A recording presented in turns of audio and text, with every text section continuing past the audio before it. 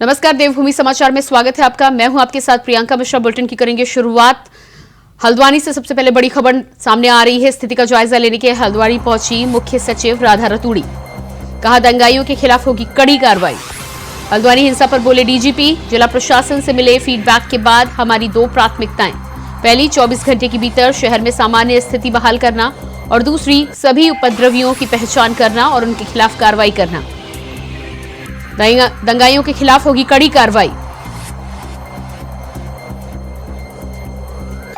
और इसी खबर पर हमारे साथ चैनल हेड अवनीश प्रेमी जी फोन लाइन पर जुड़ चुके हैं।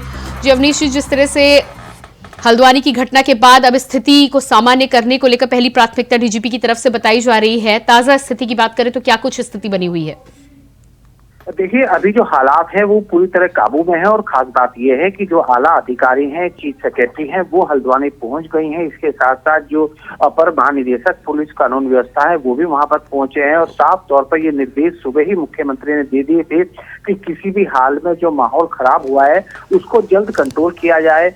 और यही कारण रहा कि एक हाई पावर कमेटी की बैठक सुबह ली गई थी। तमाम आला अधिकारी इसमें मौजूद थे। मुख्यमंत्री की अध्यक्षता में ये बैठक हुई और उसमें तमाम जो हालात रहे हैं उसकी एक तरह से समीक्षा की गई। क्या कारण रहे, हालात क्यों बिगड़े। लेकिन इतना जरूर है कि जिस तरह जो चीजें फिलहाल निकल कर आ रही हैं, कहीं ना कहीं प्लानिंग के तहत ये सारी चीजें हुई हैं, साजिश एक रची गई और उसी के तहत ये घटनाक्रम यहाँ पर हुआ है। क्योंकि काफी संख्या में जो महिलाएं थी उनको इस आंदोलन में आगे किया गया और काफी जो वर्ग विशेष के लोग थे वो पीछे रहे। तो पुलिस तमाम चीजों की समीक्षा कर रही है। कुछ देर पहले ही जो जिलाधिकारी हैं श्रीमती वंदना, उन्होंने प्रेस कॉन्फ्रेंस की थी और साफ तौर पर कहा है कि वो सारी चीजों की समीक्षा करने के बाद, तमाम वीडियो देखने के बाद, जो महत्वपूर्ण जानकारी मिली है उसको देखने के बाद ये साफ तौर पर साबित होता है कि एक बड़ी साजिश रची गई थी हल्द्वानी को आग की चपेट में लेने के लिए। दूसरा ये है कि वीडियो रिकॉर्डिंग निकलवाई गई है और साफ तौर पर कहा गया है कि जो भी लोग इसमें शामिल रहे हैं उनको किसी भी कीमत पर बख्शा नहीं जाएगा। उनके खिलाफ सख्त कार्रवाई अमल में लाई जाएगी। मुख्यमंत्री खुद लगातार चीजों की समीक्षा कर रहे हैं, पल पल की जानकारी वो दे रहे हैं और जिस तरह आला अधिकारी हल्द्वानी पहुंचे हैं तो उनकी जो प्राथमिकताएं हैं उसमें सीधे सीधे 2 है। एक तो पूरी तरह चीजों को कंट्रोल किया जाए, 24 घंटे के अंदर स्थिति सामान्य होने की बात की जा रही है और जो घायल लोग हैं उनका प्राथमिकता के आधार पर उपचार किया जाए, उनको सुविधाएं दी जाए। जी बिल्कुल। जिस तरह से स्थिति को सामान्य करने के लिए पहली प्राथमिकता ऐसे बताया जा रहा है, कब तक कर्फ्यू वहां पर लागू रह सकता है? इसके अलावा जिस तरह से डीएम ने कहा है कि पूरी प्लानिंग के तहत ये घटना हुई है, छतों पर पत्थर इकट्ठे किए गए थे, जांच को लेकर आगे क्या कुछ जानकारी निकलकर सामने आ रही है? कौन सी एजेंसी जांच कर सकती है? क्या इसके लिए भी मांग उठाई जा रही है? देखिए, जो खुफिया विभाग है वो अलर्ट है, वो तमाम जानकारी जुटा रहा है। जहां तक बात है पुलिस की, पुलिस भी अपने स्तर पर तमाम चीजों पर नजर रखे हुए। लेकिन इतना जरूर मैं कहूंगा कि अगर ये साजिश है जैसा कि सामने दिख भी रहा है तो जो खुफिया विभाग है वो कहाँ सोया हुआ था? आखिर इतनी बड़ी साजिश तैयार होती है और खुफिया विभाग को उसकी जानकारी नहीं लगती, उसकी भनक नहीं होती। इतनी संख्या में लोग सड़कों पर उतरते हैं, पत्थरबाजी करते हैं, पुलिस थाना जलाने की कोशिश करते हैं, गाड़ियां जला देते हैं, पत्रकारों की जो गाड़ियां उन पर हमला होता है। खुफिया विभाग अलर्ट नहीं रहता। तो कहीं ना कहीं हम कह सकते हैं कि खुफिया विभाग की लापरवाही रही है, उसको जानकारी नहीं थी, उसका संपर्क नहीं रहा था और यही कारण था कि इतनी बड़ी घटना हुई।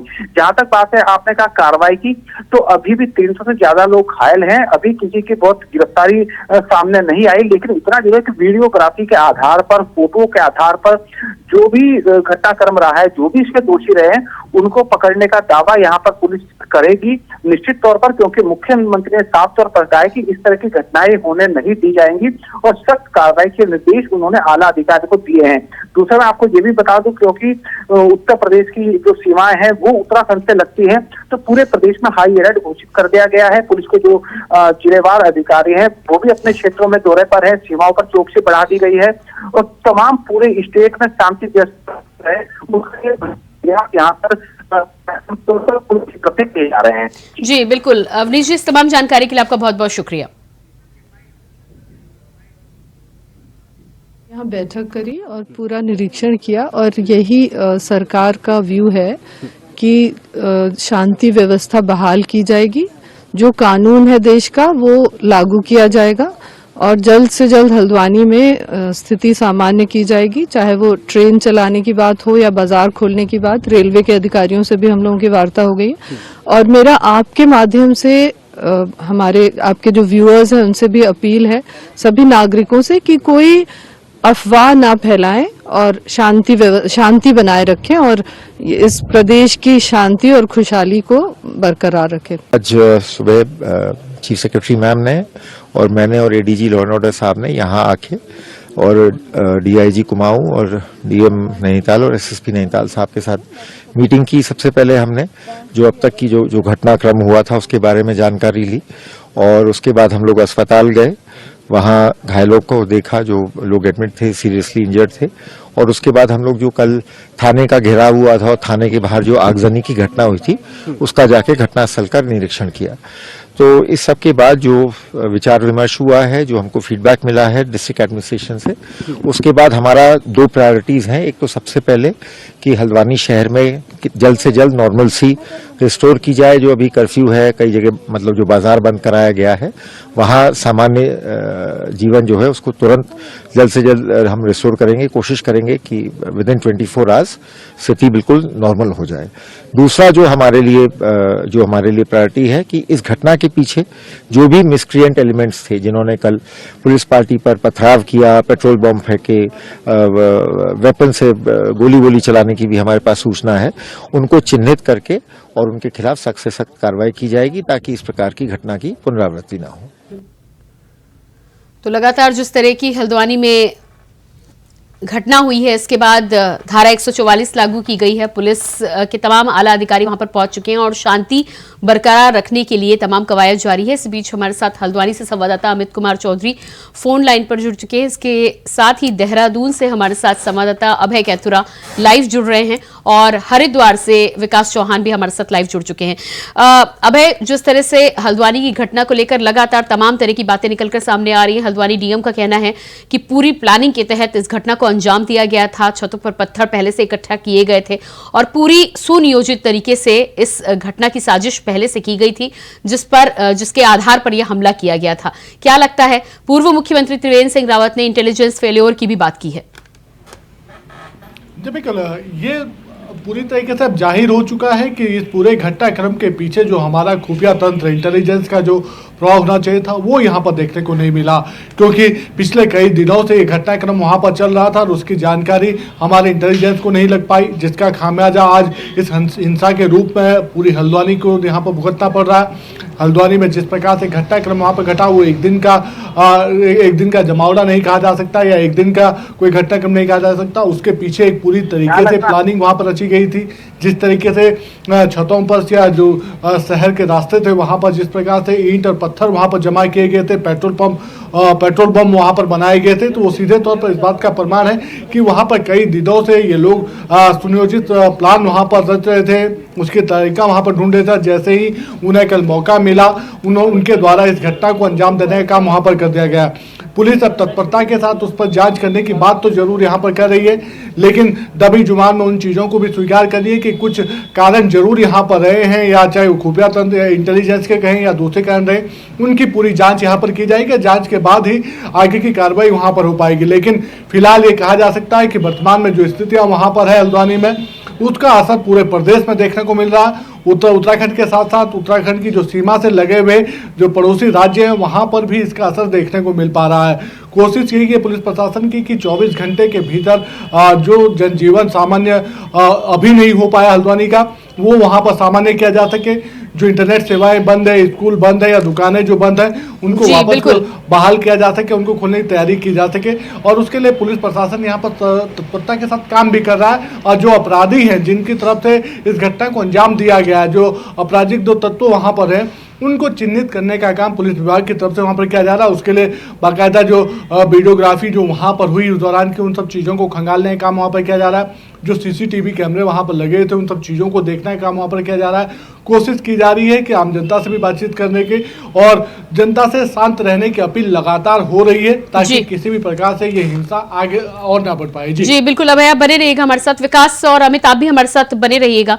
फिलहाल रुकने ब्रेक के बाद एक बार फिर से बहुत स्वागत है आपका। तो लगातार जिस तरह से हल्द्वानी में घटना के बाद में स्थिति अब सामान्य करने की कोशिश की जा रही है, हमारे साथ अलग अलग जगहों से संवाददाता जुड़े हुए हैं। हल्द्वानी से हमारे साथ अमित कुमार चौधरी बने हुए हैं, साथ ही साथ हरिद्वार से विकास हमारे साथ बने हुए हैं, विकास चौहान, और देहरादून से अभय कैथुरा बने हुए हैं। विकास, हरिद्वार की यदि बात की जाए तो हल्द्वानी में घटना के बाद क्या कुछ स्थिति हरिद्वार में देखने को मिल रही है और सुरक्षा को लेकर क्या इंतजाम है?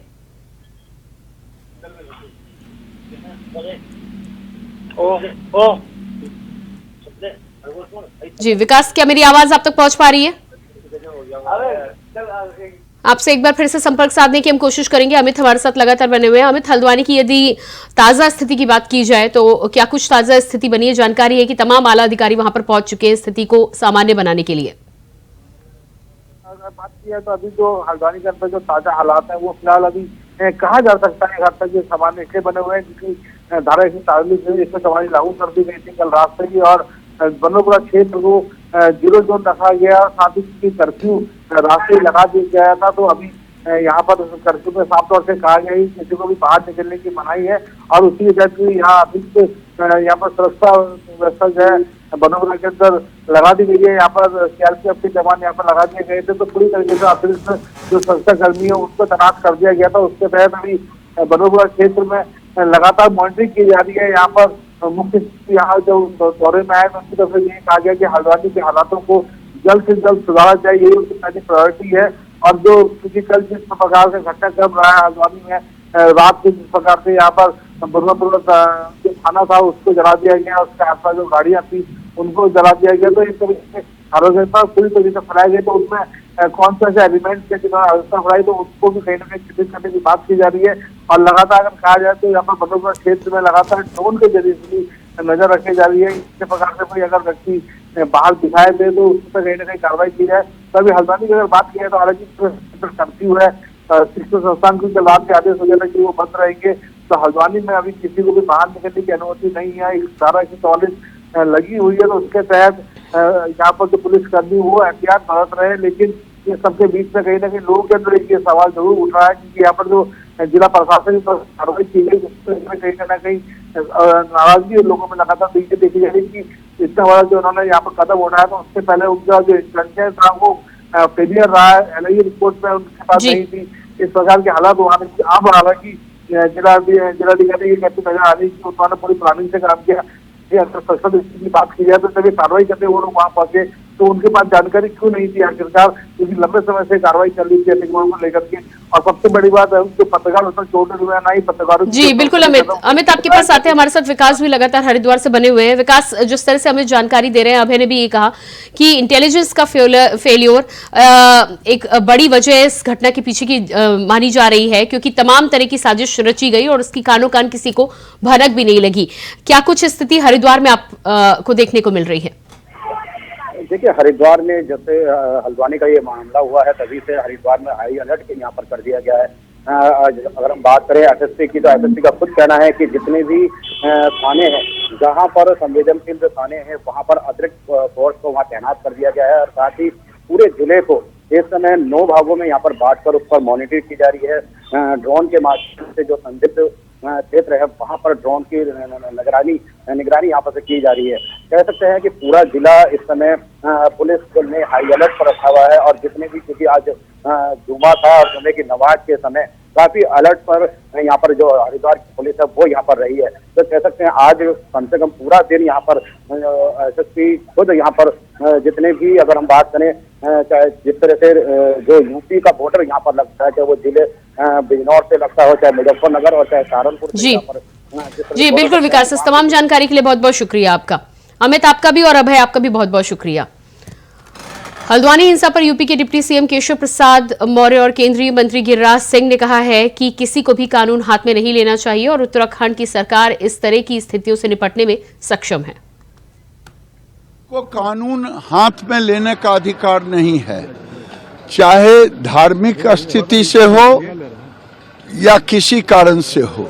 उत्तराखंड में उत्तराखंड की सरकार सक्षम है, अगर कोई कानून हाथ में लेगा तो उससे निपटने की तैयारी भी सरकार ने कर ली है। चिंताजनक है, लेकिन इस प्रकार के उपद्रवियों से वहां उत्तराखंड की सरकार और वहां की पुलिस प्रशासन निपट लेगा और इस प्रकार की घटनाओं के लिए जो दोषी होंगे उनके खिलाफ कार्रवाई वहां की सरकार करेगी। लगता है इसका ये अर्थ नहीं निकालना चाहिए, बहुत बड़ी संख्या में चाहे वो यूपी हो, चाहे उत्तराखंड हो, चाहे अन्य कई राज्य हो, तमाम अवैध रूप से कब्जे किए हैं तो वो कानून के अनुसार खाली कराए जाते हैं। अगर उसमें किसी ने उपद्रव किया होगा वो पुलिस वहां की कार्रवाई करेगी। जी। और इसी के साथ फिलहाल इस बुलेटिन में इतना ही। खबरों का सिलसिला जारी रहेगा। नमस्कार।